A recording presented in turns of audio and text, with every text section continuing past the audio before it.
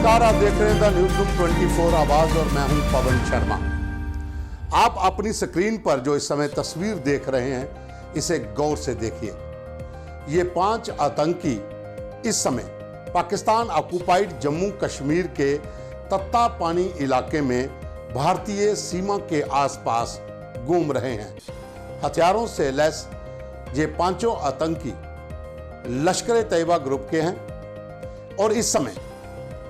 जिला पुंछ के मेंढर इलाके के बिल्कुल उस पार जो तत्तापानी पड़ता है, तत्तापानी पीओके में एक जगह है जो बिल्कुल एलओसी से सटी हुई है। वहां पर जो अस्थाई लॉन्चिंग पैड हैं टेररिस्ट के, वहां पर इन आतंकियों को लाया गया है। हालांकि इनके जो सही लॉन्चिंग पैड हैं वो एलओसी से लगभग 15 से 20 किलोमीटर पीछे शिफ्ट किए गए हैं। यहाँ पर टेम्परेरी लॉन्चिंग पैड हैं, जिसे अगर दूसरी भाषा में कहें तो फैसिलिटेड सेंटर भी हैं। यहाँ पर इनको पाक सेना, पाकिस्तानी रेंजर अपने पास आतंकियों को रखते हैं और फिर वहीं से इनको घुसपैठ के लिए आगे फॉरवर्ड में लाया जाता है। ये 5 आतंकियों की तस्वीर जो आपने देखी है, ये उन 50 की टोली का एक हिस्सा हैं। दरअसल जो सूत्रों का कहना है कि पाकिस्तान ऑक्युपाइड जम्मू कश्मीर के भीतर इस समय लश्कर-ए-तैयबा, हिजबुल मुजाहिदीन और जैश ए मोहम्मद के 50 आतंकी घुसपैठ के लिए तैयार बैठे हैं। सूत्रों का यह भी कहना है कि पीओजे के चकोठी में पिछले 1 सप्ताह में 2 बैठकें हो चुकी हैं।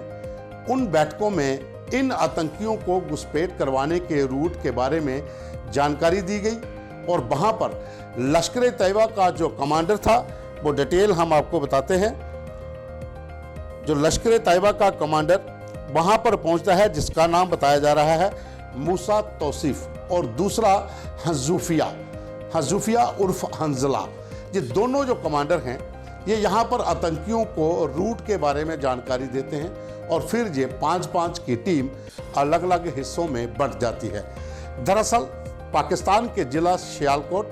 और सियालकोट के साथ शकरगढ़, इन इलाकों में ये आतंकी पिछले 1 महीने से जंगल वारफेयर की ट्रेनिंग लेने के बाद वहाँ के जो लॉन्चिंग पैड थे वहाँ पर ये लोग ठहरे हुए थे और वहीं से अब इनको पीओजेके के भीतर लाया गया है। इनमें से 2 से 3 ग्रुप भारत पाक अंतर्राष्ट्रीय सीमा की ओर भेजे गए हैं, जबकि बाकी ग्रुपों को केरन सेक्टर, मछेल सेक्टर,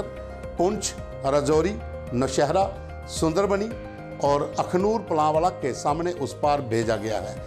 यही कारण है कि कल सुबह 3 बजे के करीब भारतीय सेना ने एक घुसपैठ की कोशिश जो है उसको रोका है, विफल किया है। आतंकियों ने आज सुबह लगभग 3 बजे के करीब राजौरी और मेंढर के बीच में जो केरी बट्टल सेक्टर पड़ता है, वहां पर 2 से 3 आतंकियों का ग्रुप क्रॉस करने की कोशिश में था। दोनों तरफ से हैवी फायरिंग हुई, जिसमें भारतीय सेना का एक जवान गंभीर रूप में घायल हो गया है और उसके बाद वहां पर अभी भी सर्च ऑपरेशन जारी है। माना जा रहा है कि ये तीनों भी उसी टीम का एक हिस्सा थे। वहीं दूसरी ओर 2 से 3 ग्रुप जो है वो भारत पाक अंतर्राष्ट्रीय सीमा के उन इलाकों में भेजे गए हैं जो जिला सियालकोट के हैं और खास करके अखनूर के परगवाल सेक्टर के उस पार, कानाचक सेक्टर के उस पार, आरसपुरा के उस पार पसरूर जो रामगढ़ और आरसपुरा के सामने पड़ता है, और उसके बाद सांबा और हीरानगर के मध्य पड़ने वाले चपरार इलाके में इन आतंकियों को रखा गया है। वहां पर पाकिस्तानी सेना का एक रिटायर्ड मेजर,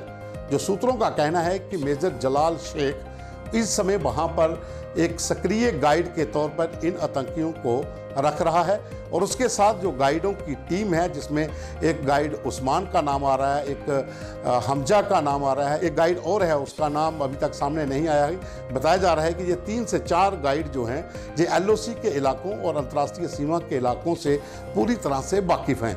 खास करके पीओजेके के भीतर की अगर हम बात करते हैं तो ये 50 आतंकी जो इस समय घुसपैठ की तैयारी में बैठे हुए हैं, इनके पास अत्याधुनिक हथियार हैं,